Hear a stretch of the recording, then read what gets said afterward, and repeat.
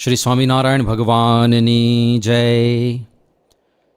સૌથી પહેલાં તો તમને બધા યુવાનોને ખૂબ ખૂબ ધન્યવાદ આપવાની ઈચ્છા થાય છે, કારણ કે તમે 1000 વસ્તુઓને ના પાડી હશે પછી આ રમતોત્સવમાં આવી શક્યા હશો.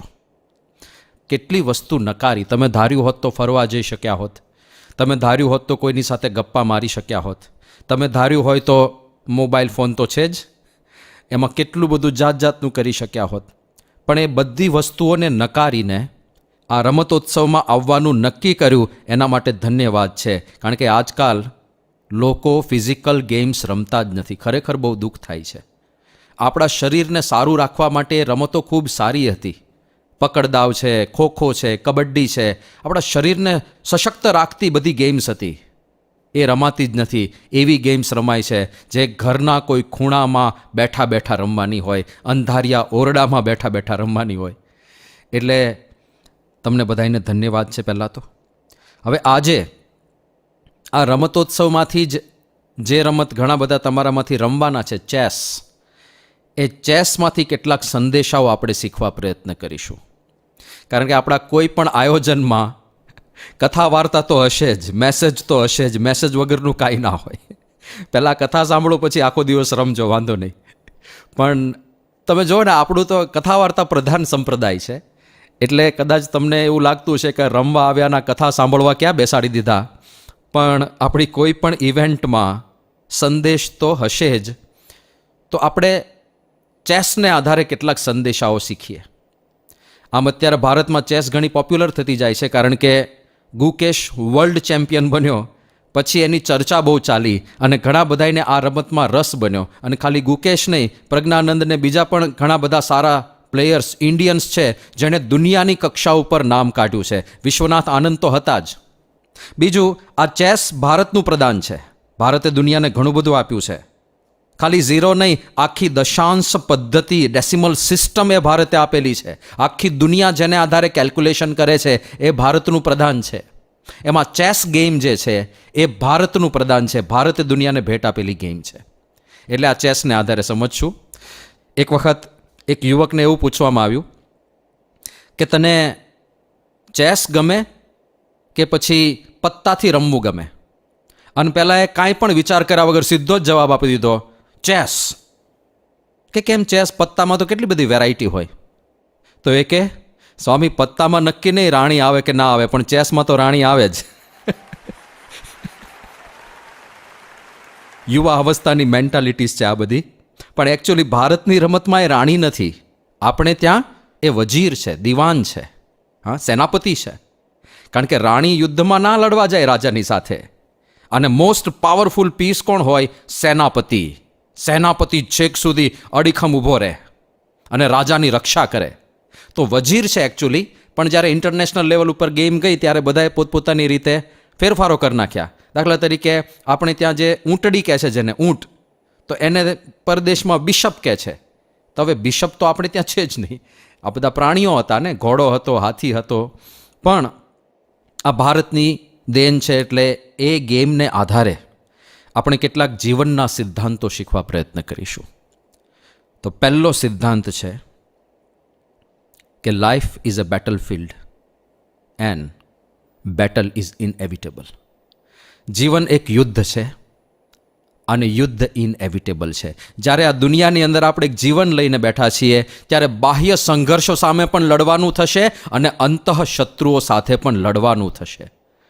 યુદ્ધ ઇનએવિટેબલ છે. કોઈ એવો વિચાર કરે કે મારા જીવનમાં કોઈ પ્રશ્નો જ ના આવે, કોઈ વિઘ્નો જ ના આવે, ફૂલની પથારી જેવું મારું જીવન હોય, તેવું નહીં થાય. એવા જીવન તો ભગવાનને નથી રહ્યા. ભગવાનને પણ સંઘર્ષ વેઠવો પડ્યો છે. ભગવાનને પણ વિરોધનો સામનો કરવાનો થયો છે. એટલે એક વસ્તુ સ્વીકારીને ચાલવું પડે કે સંઘર્ષ, યુદ્ધ એ જીવનનો એક ભાગ છે. એ બધાએ કરવાનું જ છે. પણ જ્યારે આપણે ભક્ત છીએ, આપણે ભગવાનના આશ્રિત છીએ, ત્યારે ક્યારેય આપણે યુદ્ધથી ગભરાવું નહીં.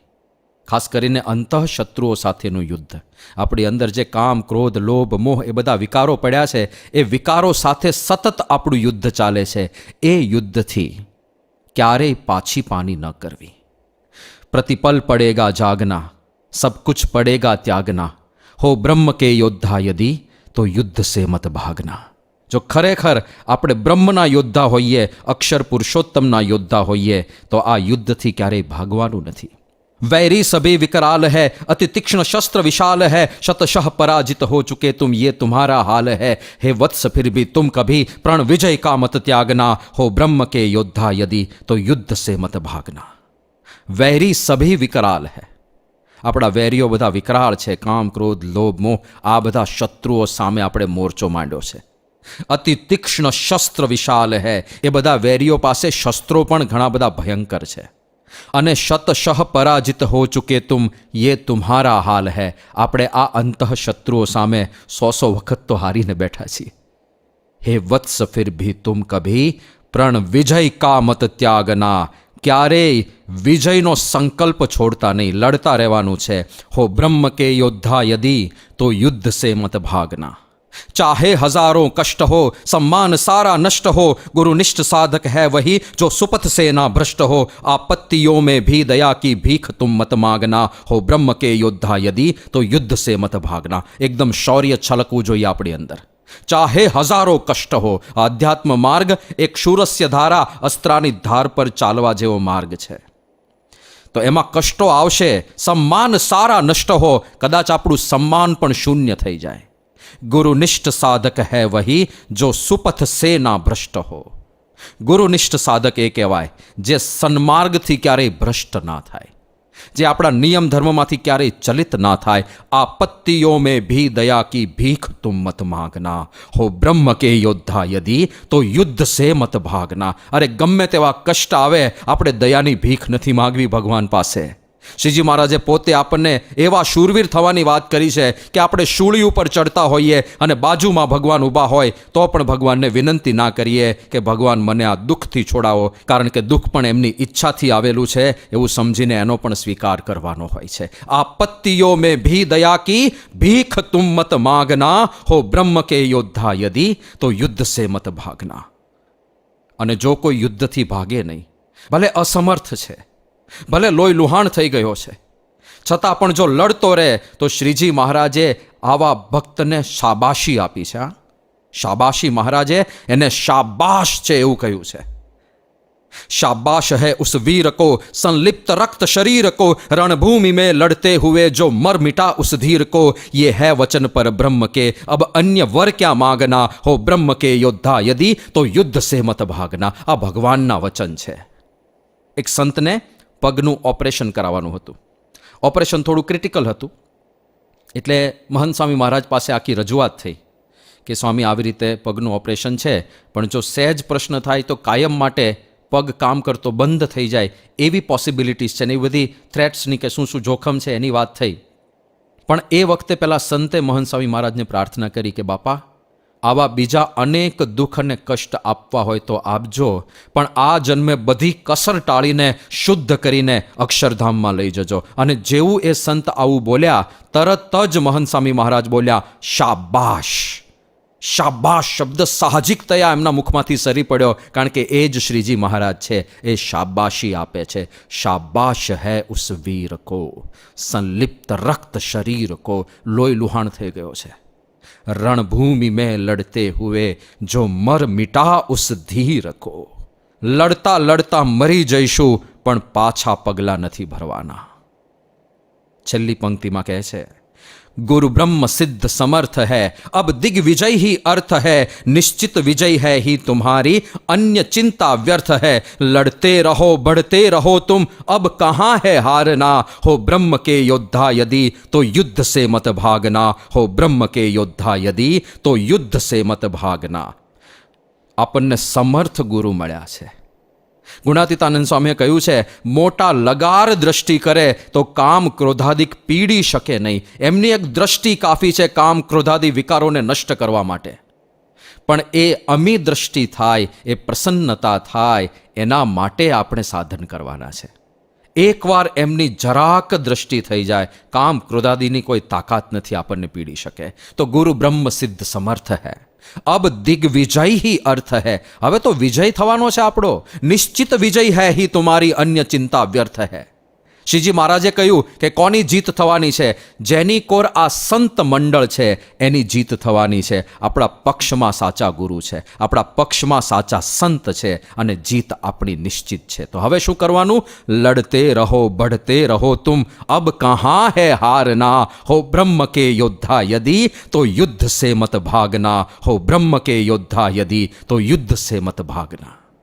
તો પહેલો સંદેશ આ છે કે યુદ્ધ ઇનએવિટેબલ છે. બાહ્ય સંઘર્ષો આવે કે આંતરિક સંઘર્ષો આવે, આપણે ક્યારેય હારવાનું નથી, આપણે ક્યારેય થાકવાનું નથી, આપણે ક્યારેય પાછા પડવાનું નથી.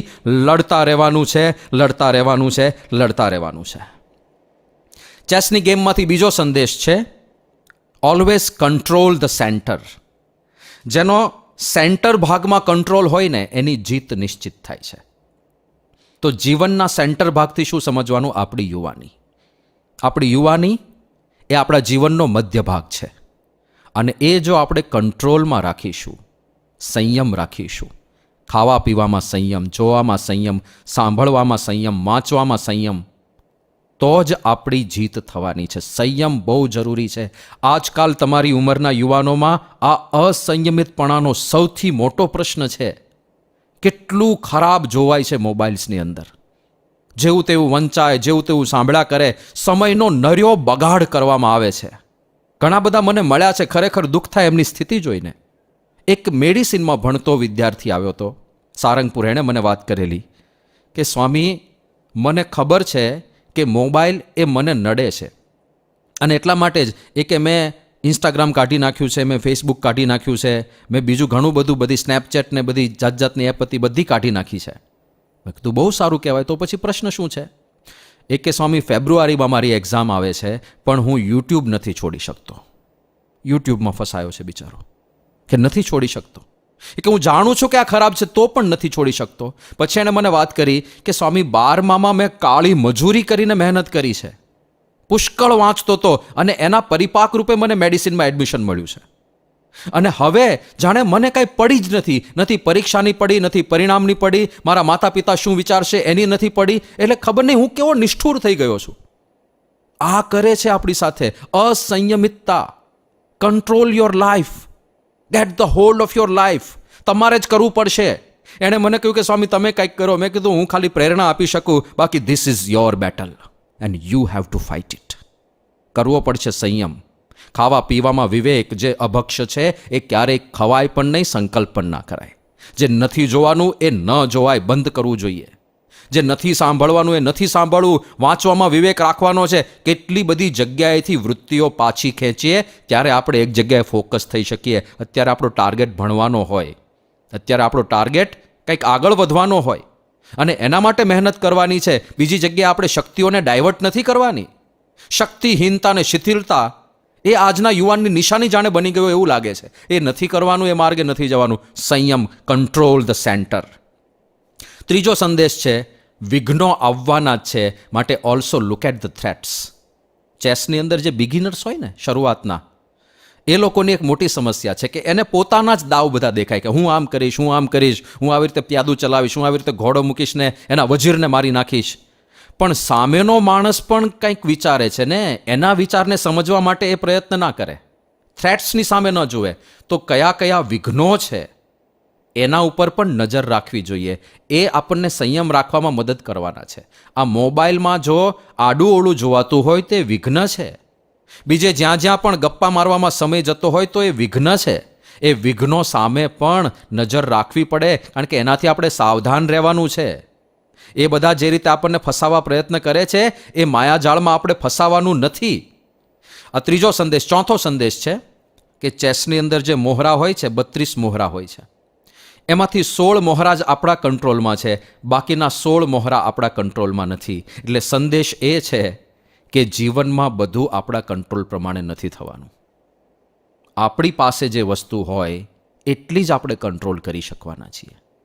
બીજા લોકોને, બીજી પરિસ્થિતિને, બીજી કોઈ પણ વસ્તુ કે વાતાવરણને, બીજા લોકો કેવી રીતે બિહેવ કરે એને આપણે કંટ્રોલ નથી કરી શકવાના. તો આપણે શું કરવું? આપણે આપણા પર ફોકસ કરવું. કોઈ વ્યક્તિ તમને અજ્ઞાનપણે ગાળ દઈ જાય, તમે શું કરી શકવાના છો?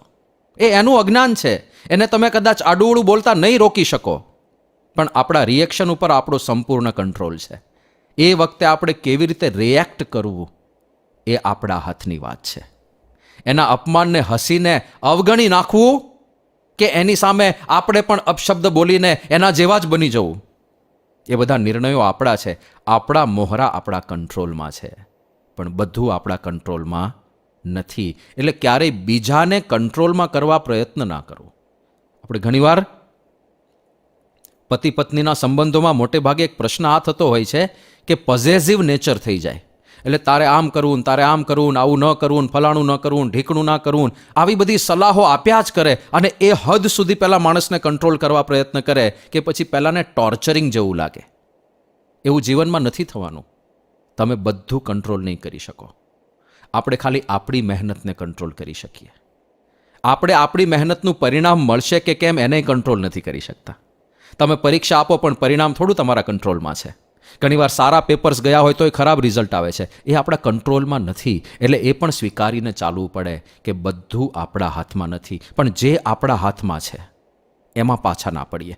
કર્મણ્યેવાધિકારસ્તે મા ફલેષુ કદાચન. તો આપણું કર્તવ્ય બજાવવામાં આપણે ક્યારેય પાછા નથી પડવાનું, એ 5મો સંદેશ છે. સતત વિચાર કરો કે હું શું કરી શકું. હા, જે તે વિપરીત પરિસ્થિતિઓ સર્જાશે. આપણે થ્રેટ સામે પણ નજર રાખીએ, સામેનો માણસ કેવી રીતે ચાલે છે એના ઉપર પણ નજર રાખીએ. પણ આ ગિવન સર્કમસ્ટન્સીસમાં હું ફસાયો છું કે મારી પ્રગતિ થાય એના માટે હું શું કરી શકું, એના માટે સતત પ્રયત્નશીલ રહેવાનું હોય છે. નિરાશ થઈને, હતાશ થઈને ક્યારે બેસી નથી જવાનું હોતું. એ પણ 5મો સંદેશ છે. 6ઠ્ઠો સંદેશ છે કે હવે આપણે કંઈક કરવું છે તો એ કેવી રીતે કરવું? વિચારીને નિર્ણય લો. કારણ કે a single wrong move can destroy the whole game. એક પ્યાદું પણ ખોટું ચલાવ્યું તો આખી રમત ડિસ્ટ્રોય થઈ જાય. એમ એક નિર્ણય જો જીવનમાં ખોટો લેવાઈ જાય ને તો જીવનભર પસ્તાવાનો વારો આવે. હા, એટલા માટે બહુ સાવધાન રહેવું પડે. બિગિનર્સ જે હોય એની બીજી મોટી ભૂલ આ થતી હોય છે કે તત્કાળ વિચારા વગર આમથી આમ મોહરા ફેરવી દે અને પછી ખબર પડે કે લે ત્યાં મેં વજીર મૂક્યો, એ તો મરે છે. આખું વિચાર્યું ના હોય અને મુખ્ય પીસ હોય ને એની જ બલી ચડી જાય. તો વિચાર્યા વગર કાંઈ નહીં. સત્સંગ દીક્ષામાં મહંત સ્વામી મહારાજે આપણને આજ્ઞા કરી છે, લૌકિકમ ત્વ વિચાર્યેવ સહસા કર્મ નાચરેત ફલાદિકમ વિચાર્યેવ વિવેકેન તદાચરેત. કે લૌકિકમ તું અવિચાર્યેવ, વિચાર્યા વગર કોઈ લૌકિક કાર્ય ન કરવું, સહસા ન કરવું. ફલાદિકમ વિચાર્ય એવ, એનું શું પરિણામ આવશે એનો બધો વિચાર કરીને આચરણ કરવું. અત્યારે તમારા જેવા યુવાનો પાસેથી જે પ્રશ્નો સાંભળવા મળે છે મને, એમાં હજી તો નાની ઉંમર હોય અને એને મોટા બિઝનેસમેન બની જવાના સપનાઓ ખૂબ સાંભળવા મળે છે. વાંધો નહીં, સપનાઓ સેવામાં કંઈ ખોટું નથી, પણ સારી રીતે વિચાર કરીને આગળ વધજો. એક વ્યક્તિએ કર્યું ને આપણે પણ કરીએ, ફલાણાએ કર્યું અને તમે કરી શકો, યુ કેન ડુ ઇટ ને એવું બધું મોટિવેશન થોડું સાંભળી લીધું હોય અને આપણે કરી નાખીએ અને પછી બધા પૈસા ગુમાવવાનો વારો આવે. ઘણીવાર યુવકોને એટલી બધી મહત્વાકાંક્ષાઓ હોય છે કે પપ્પાની જાણ બહાર પપ્પાના અકાઉન્ટ્સમાંથી લાખો રૂપિયા લઈ લે, કોઈ જગ્યાએ ઇન્વેસ્ટ કરે અને પછી બધા જ જતા રહે. ઘણા બધા તો આ બધી ક્રિકેટની ને જુગારની જુદી જુદી એપ્સ આવતી હોય છે ને એમાં પણ લાખો ગુમાવ્યાના કેસીસ આવ્યા છે. એટલે વિચાર્યા વગર કાંઈ ના કરવું. જીવનમાં જે કાંઈ પણ કરીએ એના લાભાલાભનો વ્યવસ્થિત વિચાર કરીને બધું કરવું જોઈએ. ખાસ કરીને યુવાવસ્થામાં એક વાત યાદ રાખજો કે સફળતાનો કોઈ શોર્ટકટ નથી કે હું રાતોરાત અમીર બની જાઉં. મહેનત કરવી જ પડશે અને મહેનત કરવામાં ક્યારેય પાછા નથી પડવાનું. અને જે કાંઈ પણ કરીએ મહેનત એ પણ વિચારીને, સારી રીતે ઊંડા વિચાર કરીને, બધા જ પાસાઓ વિચારીને, 5 માણસની સલાહ લઈને, પ્લાનિંગ કરીને કરવું. 7મો મેસેજ છે સંપ. આ બધા જ મોહરાઓ એકબીજાને સપોર્ટ આપે એનાથી એ સ્ટ્રોંગ બને છે. જો ચેસમાં સૌથી પાવરફુલ પીસ કયો છે? વજીર. હવે એ વજીર તો પ્યાદાને આમ ફટાક દીન મારી નાખે ને, પ્યાદું તો શું કહેવાય? પણ એ પ્યાદાના સપોર્ટમાં પાછળ બીજું પ્યાદું હોય ને તો વજીર પણ એ પ્યાદાને અડી ના શકે. 2 પ્યાદા સંપ્યા, એક પ્યાદાએ બીજા પ્યાદાને સપોર્ટ આપ્યો, વજીર અડી પણ નથી શકતો, એને કશું જ નથી કરી શકતો. એકબીજાની રક્ષા કરતા હોય તો કોઈ કોઈને મારી નથી શકતું.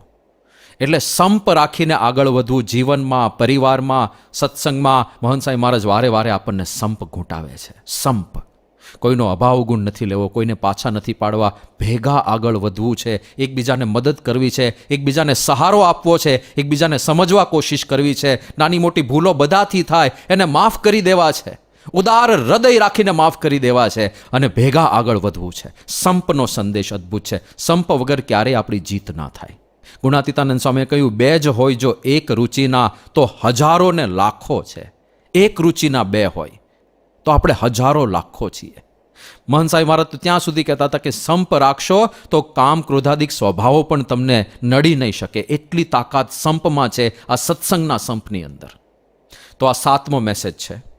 અને 8મો ને છેલ્લો મેસેજ, તમારો વધારે સમય મારે નથી લેવો કારણ કે તમે બધા રમવા માટે ઉત્સાહિત છો. પણ the last message is the most important message. ચેસનો એક જ સિદ્ધાંત છે, ઓલવેઝ પ્રોટેક્ટ ધ કિંગ. રાજાની હંમેશા રક્ષા કરો, at any cost, come what may. કદાચ રાણીને સેક્રિફાઈસ કરી દેવી પડે, વજીરને સેક્રિફાઈસ કરી દેવો પડે તો પણ કરવો પડે, પણ રાજા જીવવો જોઈએ. કારણ કે રાજા મરે એટલે ગેમ પૂરી થઈ જાય છે. Always protect the king. અને આપણા જીવનમાં હુ ઇઝ ધ કિંગ? સત્સંગ. ઓલવેઝ પ્રોટેક્ટ અવર સત્સંગ. નિષ્કુળાનંદ સ્વામીએ જે વાત કરી છે ને, માનો મળી છે મોટી વાત, હાથ આવી તે મહાર જોરે. બહુ મોટી વાત મળી છે, હાથમાં આવી છે, હવે એને હારી નહીં જતા. કરી જતન દિવસ રાત, સૂતા બેઠા સંભાર જોરે. દિવસ રાત સતત જતન કરવાનું છે, એને સંભાળવાનો છે, એને પ્રોટેક્ટ કરવાનો છે. જતો ના રે, હારી ના જઈએ, ધ્યાન રાખવાનું છે. શું મળ્યું છે? સાચો મળ્યો છે સત્સંગ, અંગે અચળ કરી રાખજો રે. રખે ચડે બીજાનો રંગ, એવું ડાપણ દૂર નાખજો રે. આ સાચો સત્સંગ મળ્યો, સાચા ભગવાન મળ્યા, સાચા સંત મળ્યા, સાચો સિદ્ધાંત મળ્યો. આ અક્ષર પુરુષોત્તમ વૈદિક સનાતન સિદ્ધાંત આપણા હાથમાં આવ્યો. એક જીવન શૈલી આપણને પ્રાપ્ત થઈ. સત્સંગ દીક્ષા રૂપે આ બધું જ આપણને સત્ય સનાતન મળ્યું છે. તો એને બરાબરનું પકડી રાખવાનું છે. આ સત્સંગ જીવનમાં પ્રધાન રહેવો જોઈએ. એ ખૂબ જ અગત્યની વાત છે. Always protect the king. આ સત્સંગની રક્ષા કરીને બીજી બધી પ્રવૃત્તિ કરવાની. સત્સંગના ભોગે બીજું કશું નથી કરવું. ઓસ્ટ્રેલિયાનો એક યુવક થોડા દિવસ પહેલાં સારંગપુર આવેલો, એના પરિવારજનો પણ સાથે હતા અને પૂજ્ય આત્મતૃપ્ત સ્વામી સાથે એ બધા ઊભા હતા અને હું પણ ત્યાં બાજુમાં ઊભો હતો. અને ત્યારે પેલા યુવક માટે એના પરિવારજનોએ વાત કરી. એકદમ સ્કિની છોકરો હતો, પાતળો એવો, પણ એના પરિવારજનો એનો પરિચય આપ્યો કે સ્વામી આ ખૂબ જ નિષ્ઠાવાન સત્સંગી છે. અને પછી વાત કરી કે એ ફૂટબોલની અંદર ખૂબ જ પાવરધો હતો. ફૂટબોલ એની ફેવરિટ ગેમ હતી. અરે એની તો ફેવરિટ ગેમ હતી જ, પણ એ જે રીતે બધી વાતો કરતો એ જોઈને ઘણા બધાને ફૂટબોલમાં રુચિ જાગી. એટલો એ ફૂટબોલનો ફેન હતો અને પોતે પણ સારો ફૂટબોલ પ્લેયર. ત્યાં સ્કૂલમાંથી જ આ બધી ટ્રેનિંગ અપાતી હોય તો કે સ્વામી સ્કૂલની અંદર એ ફૂટબોલ રમતો હતો તો 50 મીટર ઊંચી કિક મારી શકે. 50 મીટર ઊંચી એટલી મોટી કિક મારી શકે. અને એના કોચ ખૂબ જ રાજી હતા એના પર. એના કોચે એવું કીધેલું કે હી રન્સ લાઈક અ લેપર્ડ.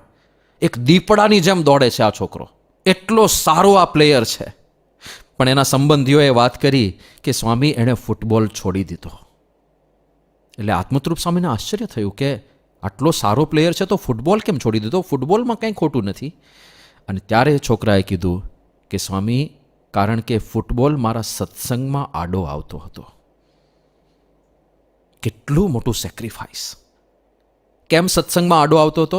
કારણ કે એટલો સારો પ્લેયર હતો કે કોઈ પણ મેચ રમાય, ઇન્ટર સ્કૂલ કોમ્પિટિશન હોય કે પ્રેક્ટિસ હોય, એમાં એને બોલાવવામાં આવે અને એમાં ઘણી વખત સભાનો ટાઈમ હોય, સત્સંગ સભાનો ટાઈમ હોય, ત્યારે પ્રેક્ટિસમાં જવાનું થાય તો સભામાં ના આવી શકાય. ઘણીવાર એકાદશીના દિવસે મેચ હોય તો નિર્જળા એકાદશી કરે છે અને મેચમાં તો દોડવાનું હોય, કેટલી સ્ટેમિના જોઈએ. આખો દિવસ પાણીનું ટીપું પણ ના લે એ માણસ ફૂટબોલ કેવી રીતે રમી શકે? તો કોઈક જગ્યાએ કોમ્પ્રોમાઇઝ કરવું પડે એવું હતું. કાં ગેમ સસ્ટેઇન થાય કાં સત્સંગના નિયમો પડાય. આ છોકરાએ ફૂટબોલને કિક મારી દીધી. મારે નથી જોઈતો ફૂટબોલ, હું સત્સંગને સાચવીશ. હવે આ કેટલું મોટું સમર્પણ કહેવાય, કેટલો મહિમા સમજાયો હશે સત્સંગનો, ત્યારે આટલો મોટો નિર્ણય માણસ કરી શકે ને. એ એટલો સારો પ્લેયર કે એના કોચને જ્યારે ખબર પડી કે આ છોકરાએ ફૂટબોલ ગીવઅપ કર્યું છે, ત્યારે એના કોચ એના ઘરે આવ્યા એના મા બાપને સમજાવવા માટે, આ છોકરાને સમજાવવા માટે. અને ત્યારે એ કોચે વાત કરી હતી કે હી રન્સ લાઇક એ લેપર્ડ, એ દીપડાની જેમ દોડે છે, એને ફૂટબોલ રમવાનું કહો. અને મા બાપે કહ્યું પણ ખરું કે બેટા રમને. એણે કીધું કે નહીં, મારા સત્સંગમાં નડે છે આ ફૂટબોલ. દર વખતે ફૂટબોલ નહીં, આપણા માટે જુદા જુદા ફૂટબોલ હશે. કોઈકને મોબાઈલ નડતો હશે, કોઈકને એવા કુસંગી મિત્રો નડતા હશે, કોઈકને શોખ નડતા હશે. સત્સંગ should be the priority. Priority આપણી કથા વાર્તા હોય, પ્રાયોરિટી આપણા નિયમ ધર્મ હોય, એ સાચવીને બીજું બધું જગતમાં કરો. પ્રગતિ કરીએ, આગળ વધીએ, કરોડોના બિઝનેસ ચલાવીએ, બધું કરવાનું છે, કશું જ ખોટું નથી, પણ સત્સંગ સાચવીને આપણે કરવાનું છે. તો જે આ 8 મેસેજ છે ચેસમાંથી શીખવાના, એ આપણે યથાર્થ જીવનમાં ઉતારીને આ જીવનરૂપી જે યુદ્ધ છે એમાં વિજયી થઈ શકીએ. એ જ મહારાજ સ્વામી અને ગુરુહરિ મહંત સ્વામી મહારાજના ચરણોમાં પ્રાર્થના કરીએ. શ્રી સ્વામિનારાયણ ભગવાનની જય.